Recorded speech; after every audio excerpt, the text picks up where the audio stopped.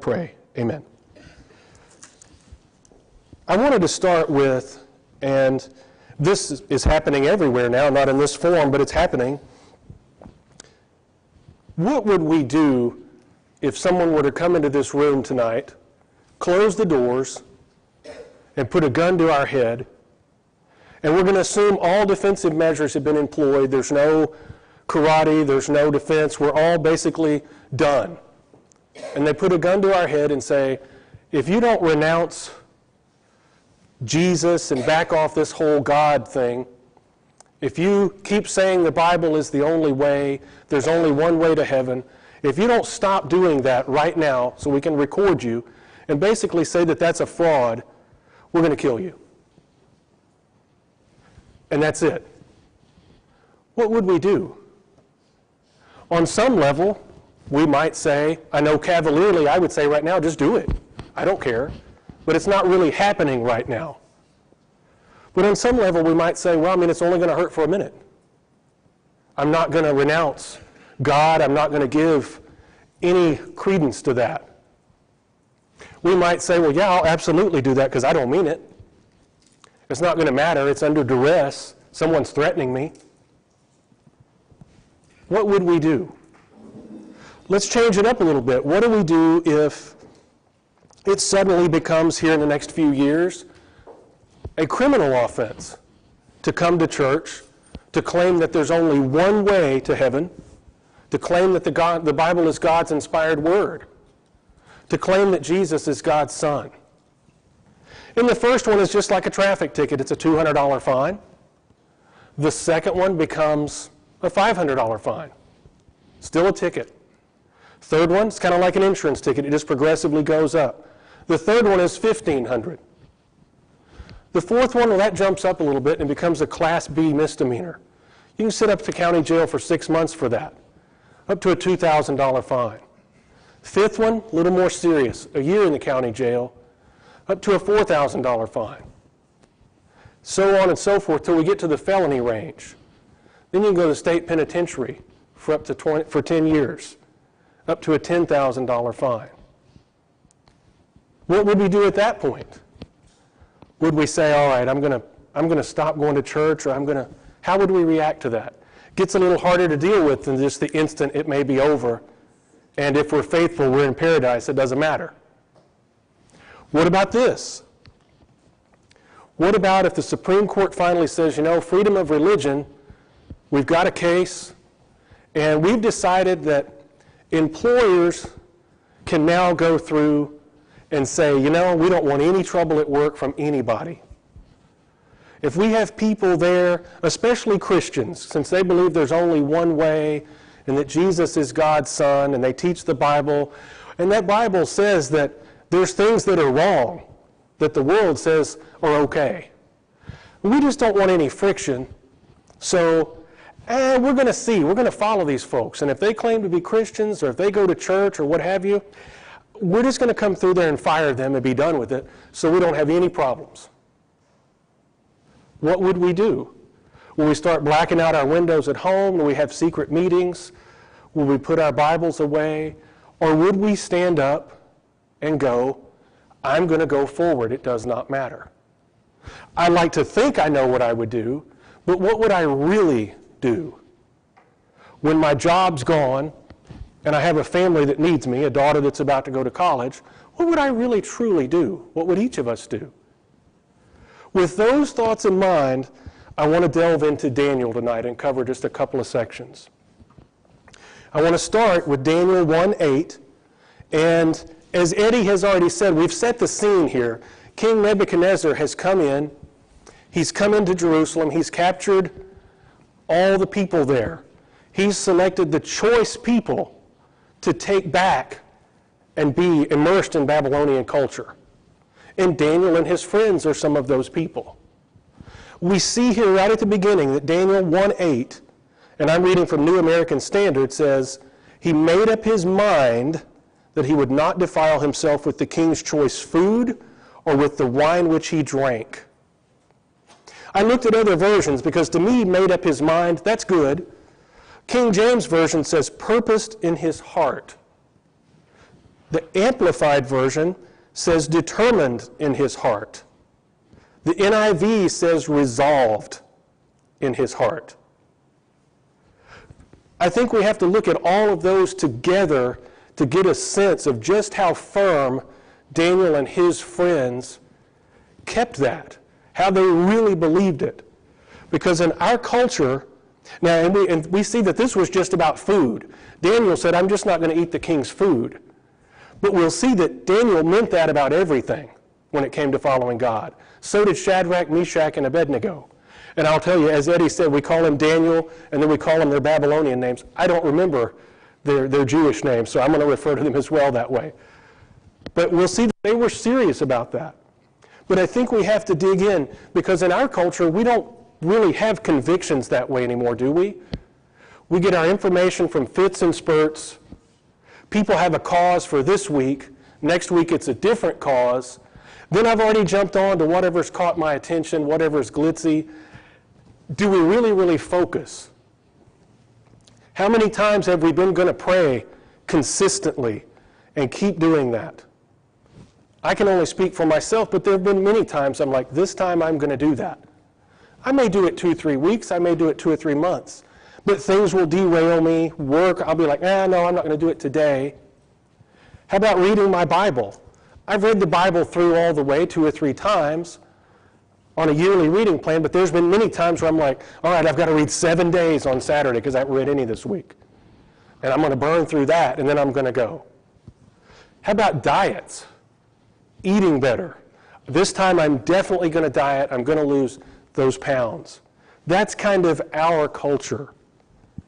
But Daniel and his friends, I think, are doggedly determined with no other problems, nothing else getting in the way.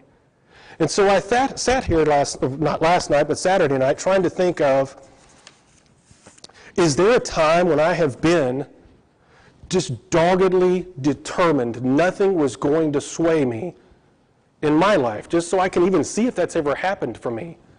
And the only 2 times I could think of in my almost 50 years is when I took the state bar after graduating law school. I got out of law school on May the 2nd of 94 and graduated. 3 days later, I was studying because the bar exam was the end of July.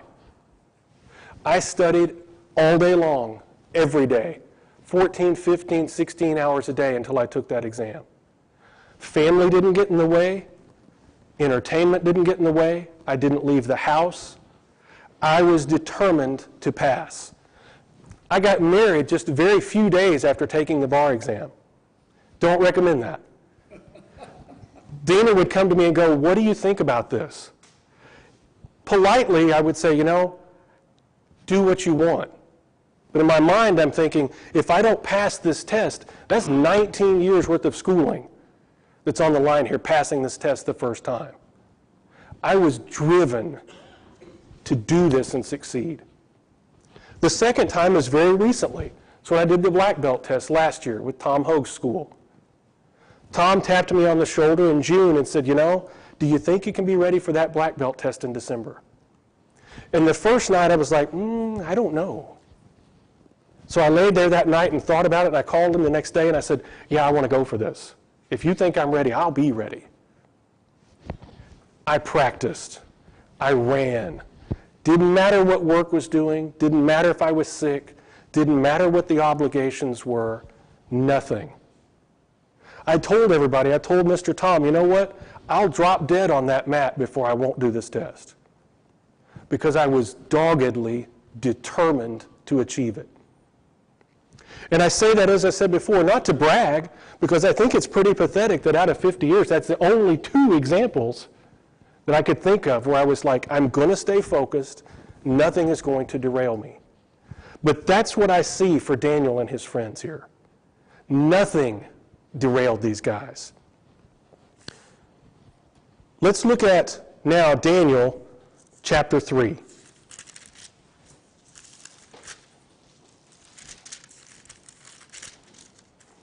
We see that at the end of chapter 2, Daniel, after he interpreted the king's dream when nobody else could, Nebuchadnezzar had put him over a lot of things in the empire. It made him kind of an administrator. So Daniel, at the very end of the chapter, puts Shadrach, Meshach, and Abednego, gets them in power to help the king as well. Well, the king, I just did some Googling. I knew a little bit about Nebuchadnezzar just secularly, but he was a brutal, vicious, feared guy. He was one of the most powerful people on the known earth at his time. He came in, he got these guys, and like so many people, he had a problem. What's one thing that goes and messes with people badly on so many occasions? Doesn't matter if you're male or female, if you're rich or poor, doesn't matter if you're black, white, Hispanic, Asian, any other race or culture, from the city or the country, young or old. Power.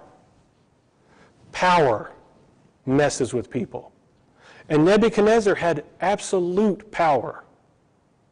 So it really, and we see it all the time.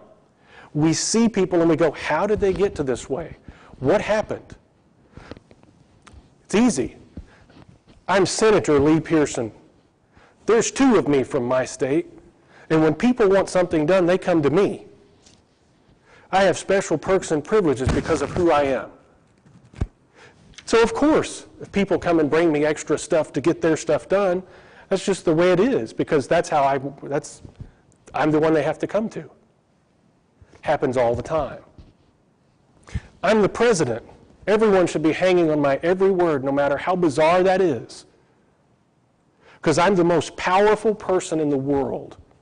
I have access to some of the most powerful weapons in the world. Or how about I'm international movie star Lee Pierson. Everyone falls all over me. People can't even speak around me because they're just so flustered because I'm so famous, I'm so powerful. So who cares? I'll do whatever I want to do. Because look at who I am. Well, these are things where people can get in trouble. Nebuchadnezzar was a king. The kings did whatever they wanted. They wanted your wife or your daughter, they took them. They wanted to kill you, they took them. They wanted your stuff, they took them. So Nebuchadnezzar decides to build this statue. Now I texted Eddie and said, hey, was it of Nebuchadnezzar or was it just a statue? And he didn't know and said there's really no guidance. So we don't know what it is. But he builds this golden statue. And it says in Daniel chapter 3, Nebuchadnezzar the king made an image of gold, the height of which was 60 cubits and its width 6 cubits. He set it up on the plain of Dura in the province of Babylon.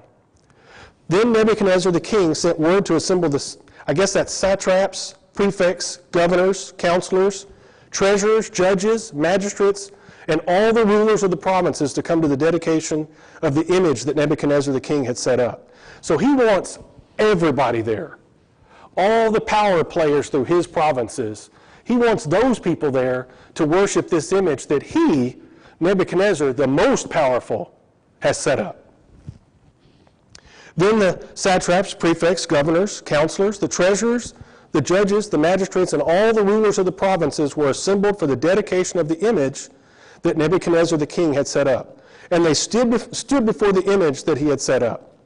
Then the herald loudly proclaimed, to you the command is given, O peoples, nations, and men of every language. So we get the sense there's no one that's accepted from this. Look, when this happens, everybody is supposed to take place here. Everybody's supposed to partake. That at the moment you hear the sound of the horn, the flute, the lyre, the trigon, the psaltery, the bagpipe, and all kinds of music, you are to fall down and worship the golden image that Nebuchadnezzar the king has set up. But whoever does not fall down and worship shall immediately be cast into the midst of a furnace of blazing fire. Therefore, at the time when all the people heard the sound of the horn, the flute, the lyre, trigon, psaltery, bagpipe, and all kinds of music, all the people, nations, and men of every language fell down and worshiped the golden image. Now we have to ask ourselves, I bet most of these people doing this were kind of like, what's up with the king?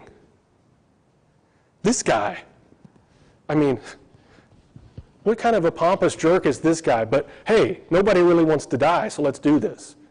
I bet a lot of their hearts weren't in it. I mean, I've had to deal with people and I'm kind of like, I mean, yeah, you've got control of what I'm doing, but I don't respect you. But I'm happy to be polite to you because that's what I've got to do. That's what we've got here. We see everybody do that. There's no exception. But at this point it says, for this reason, and so at this point the Chaldeans that are about to complain about Shadrach, Meshach, and Abednego, they're trying to get these guys in trouble because these guys don't ever deter from God. They don't not do what they're supposed to be doing. They're faithful. They follow what God wants them to do. So for this reason, at that time, certain Chaldeans came forward and brought charges against the Jews. They responded and said to Nebuchadnezzar the king, O king, live forever. You, O king, have made a decree that every man who hears the sound of the horn, the flute, the lyre, all those musical instruments, is to fall down and worship the golden image. But whoever does not fall down and worship shall be cast into the midst of a furnace of blazing fire. There are certain Jews, and they point out, whom you have appointed over the administration. There's no emphasis there, but I mean, I think they make it plain to them, hey, these people that you put in power, they're not doing this. Persons who you appointed over the administration of the province of Babylon, namely Shadrach, Meshach, and Abednego, these men, O king, have disregarded you. They do not serve your gods or worship the golden image which you have set up. What's one thing that really, really aggravates people that are in power, that have let that go to their head? Being told, no, I'm not going to do this. That's not right. So Nebuchadnezzar goes into a rage. And in a rage and anger gives orders, bring Shadrach, Meshach, and Abednego. These men were brought before the king. He responds and says to them, is it true that you do not serve my gods or worship the golden image that I have set up? Then he gives them this moment. Now, if you are ready, at the moment you hear the sound of all these musical instruments, you're going to fall down and worship the image that I have made. If you do that, very well. So you're going to do this. If you do that, okay. But if you do not worship, you will immediately be cast in the midst of a furnace of blazing fire. And then he just kind of throws this out there. And what God is there who can deliver you out of my hands? So we see Nebuchadnezzar going, look, I'm going to give you a chance. You're going to do what everyone else has done. But if you don't, there's nobody that can save you. There's no God out there. It doesn't say it, but don't you just see him saying, this God who you think is so wonderful, there is no God out there who's going to save you. I am the powerful king. I have built this image. I mean, you know, here's a guy that's all powerful, and yet he still has to build another statue. I mean, this guy's got some problems. And you're going to do this, or I'm going to burn you alive. You can almost see him going, how's that grab you? There's nobody that can save you now. I love these next few passages. These guys, Daniel and Shadrach, Meshach, and Abednego, I mean, they're really kind of heroes. They're kind of some of my heroes out of the Bible. In these next passages, they replied to the king, O Nebuchadnezzar, we do not need to give you an answer concerning this matter. 17 and 18. If it be so, our God whom we serve is able to deliver us from the furnace of blazing fire, and he will deliver us out of your hand, O king. They're not rude, they're not disrespectful, they're just like, you know, king, we don't need to go through all of this. We're not going to do it. And then we see this amazing statement of faith. If he wants to, God will deliver us out of this fire. But then it gets even better. Under 18, but even if he does not, let it be known to you, O king, that we're not going to serve your gods or worship the golden image that you have set up. Let's let that sink in for just a minute. Look, God can totally, absolutely save us if he wants to. We have no doubt about that. But king, even if he doesn't, he's still God. we're still not going to do this because he is still God. He's still Almighty God. Now that's faith right there. It doesn't matter what happens to me. Fine, put a gun to my head. God's got me covered. In our current scenarios that we mentioned earlier, our modern day, these guys would be like, hey, I'm going to go worship God and take my Bible and it's going to be out in the open. Fire me. God's got me covered. Ticket me, jail me, don't care. God's got me covered. We see the New Testament version of this in Acts 5, 28 and 29, where Peter and the apostles, excuse me just a second. Peter and the apostles have gotten jailed in Jerusalem for preaching the gospel. God arranges for the jail to open up. They get back out. Do they run and hide? Did they go away? No. They go back out and start preaching the gospel. In Acts 5:28, the high priest says, we gave you strict orders not to continue teaching in this name, and yet you have filled Jerusalem. Not you've told a few people, you've kind of wandered around mumbling. You have filled Jerusalem with your teachings and intend to bring this man's blood upon us. We see Peter saying roughly the same thing that the three boys here did. We must obey God rather than men. Basically saying, do what you will, it doesn't matter. God's got us covered. We're going to obey him. You've jailed us, we're free. He freed us. Yeah, we're preaching the gospel. That's what we're going to do. So that's what these guys do. So of course Nebuchadnezzar, jumping back into Daniel 3:19, is filled with wrath. His facial expression was altered. I almost picture the guy just kind of like, who do you think you're talking to? How dare you speak to me this way? Fine, I'll show you. As if a furnace blazing just on its own is not enough, he answers by giving orders to heat the furnace 7 times more than it was usually heated. So this thing is going to be blazing hot. How do we know that? Because he commanded certain valiant warriors who were in his army to tie him up in order to cast him into the furnace of the blazing fire. These men were tied up in their trousers, their coats, their caps, and their other clothes, and were cast into the midst of the furnace of blazing fire. It said blazing fire throughout here for 3 or 4 times. But then to drive the point home, it says, for this reason, because the king's command was urgent, and the furnace had been made extremely hot, the flame of the fire slew those men who carried the Shadrach, Meshach, and Abednego. So the king got this thing so hot because he was so mad. He wanted to prove a point so badly because they were disobeying him. He killed his own people. They burned up. But the Bible says, but these 3 men, Shadrach, Meshach, and Abednego, fell into the midst of the fire, still tied up. Then he was astounded and stood up in haste. He said to his high officials, was it not 3 men we cast into the fire? They replied to the king, yes, or certainly, O king. He said, look, I see 4 men loosed and walking about in the midst of the fire without harm. And the appearance of the 4th is like a son of the gods.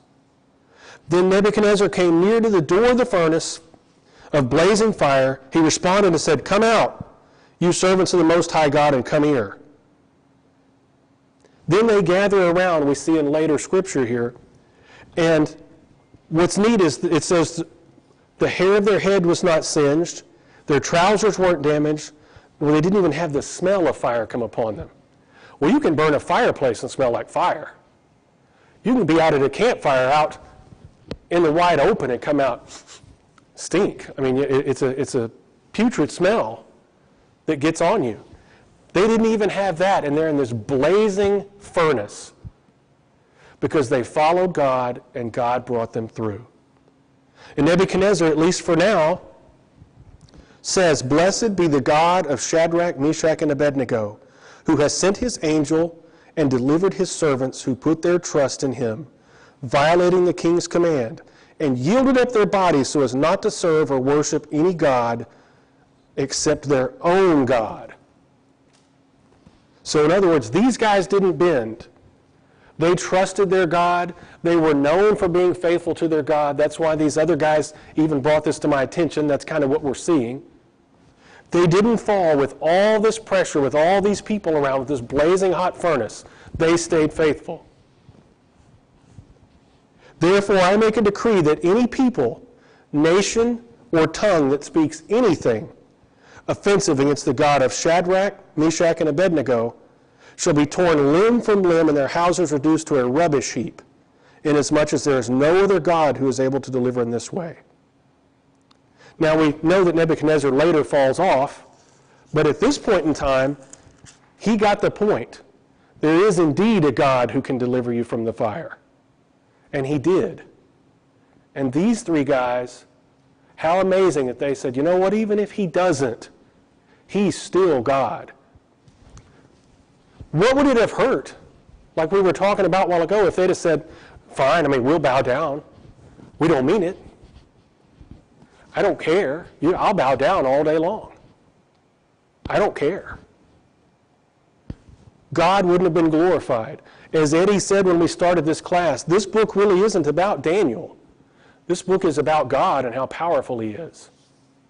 They could have later said, yeah, we bowed down, but nobody likes Nebuchadnezzar. He's just arrogant. He's like a child. Sure, we did that. Who cares?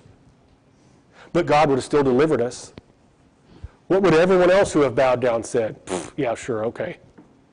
We saw that hot fire. When the time came, when the rubber met the road, you guys did what everybody else did, and you bowed down. So if they'd have done that, God wouldn't have been glorified. We wouldn't be reading about it probably. Or it would have been an example of the time when they caved in instead of trusting. So we have to kind of stay focused on that, no matter what may come up, and look at these three guys. Let's turn to Daniel, see if there's anything else I wanted out of that.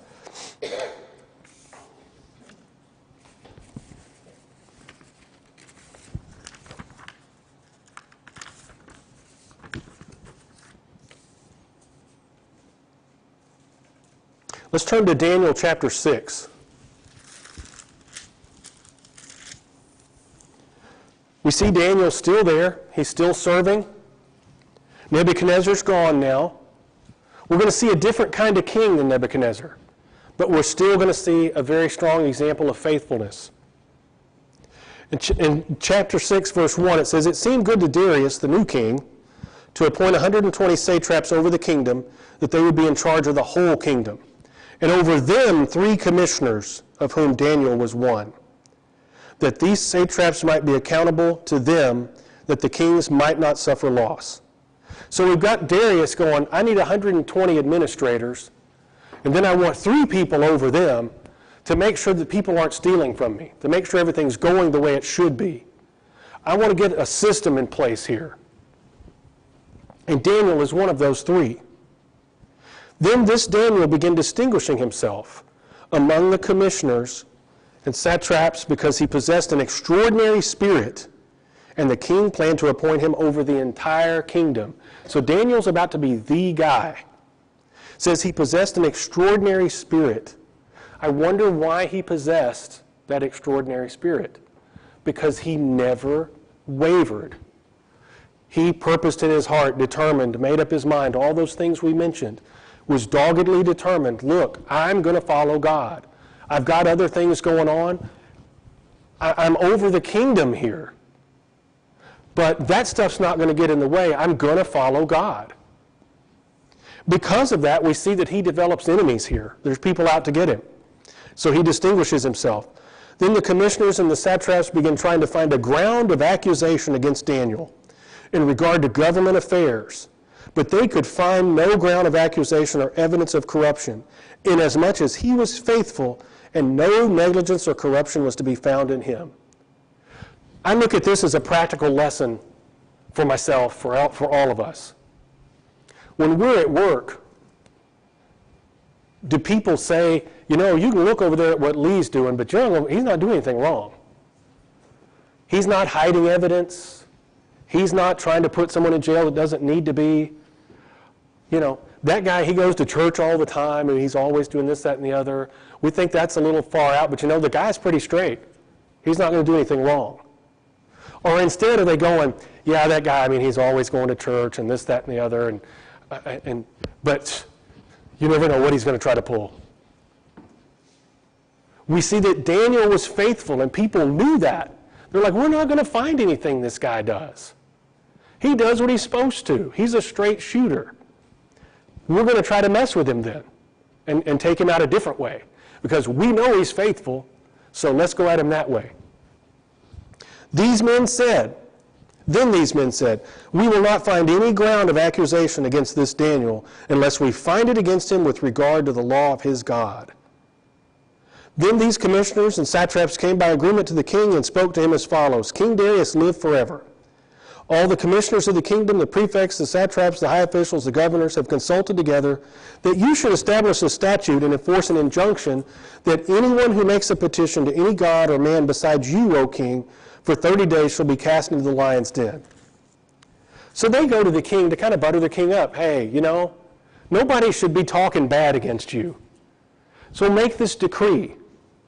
The king establishes an injunction and signs the document. Now, O king, establish an injunction and sign this document so that it not be changed according to the law of the Medes and the Persians, which may not be revoked. So in that time, if the king made a decree, once he set that decree out, he couldn't later go back and say, I really made a mistake. I'm going to fix that myself. That was law. It was done. It was a decree. And he realizes later on what happened here, that he's been tricked. Therefore, he signed the document, that is the injunction. And I love this part, this chapter 10.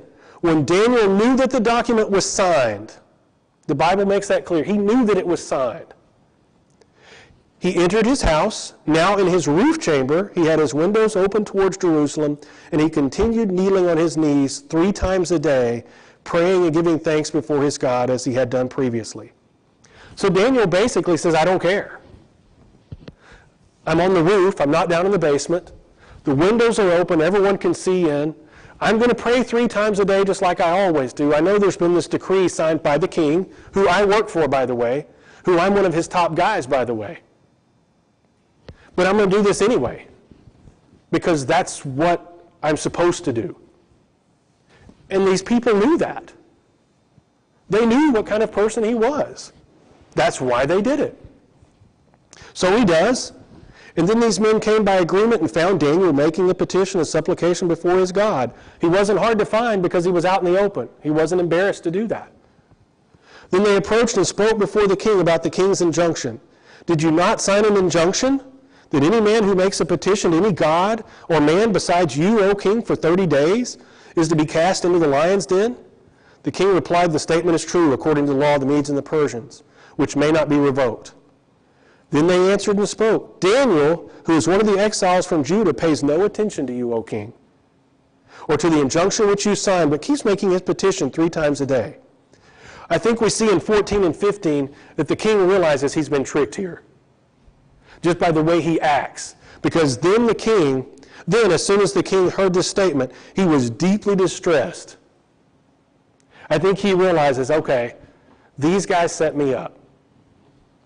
And he sets his mind on how he's going to deliver Daniel. And even until sunset, he kept exerting himself to rescue him.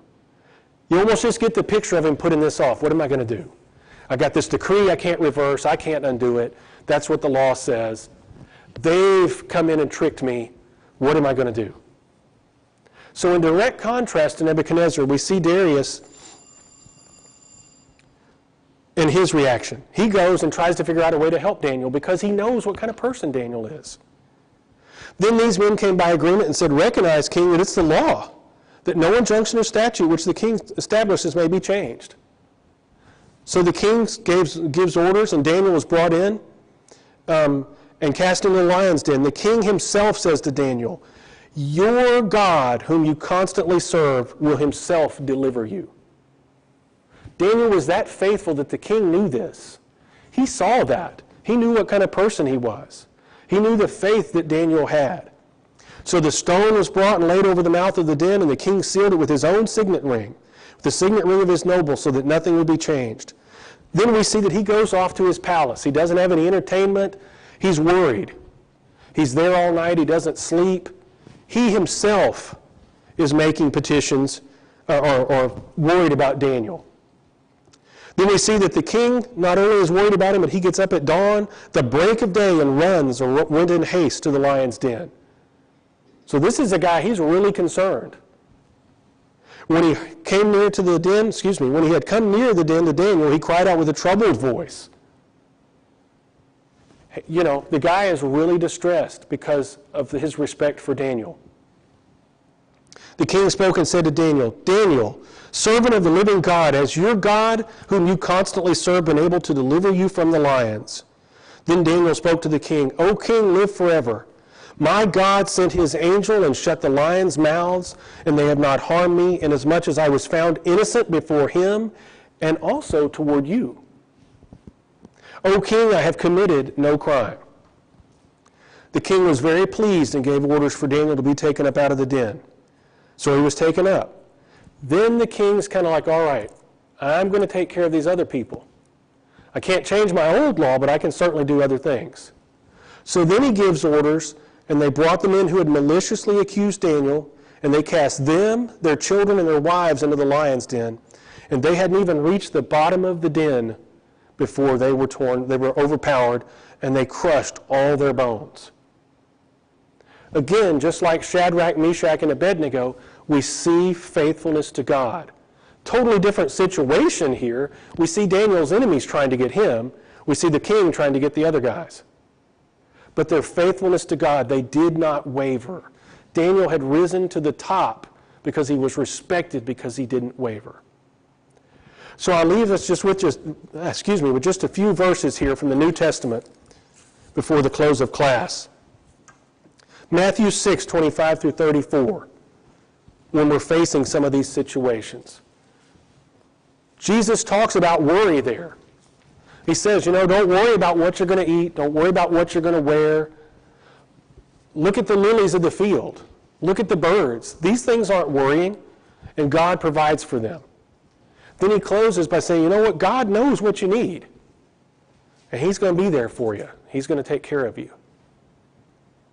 We see James 2 that says, consider it joy when you have trials.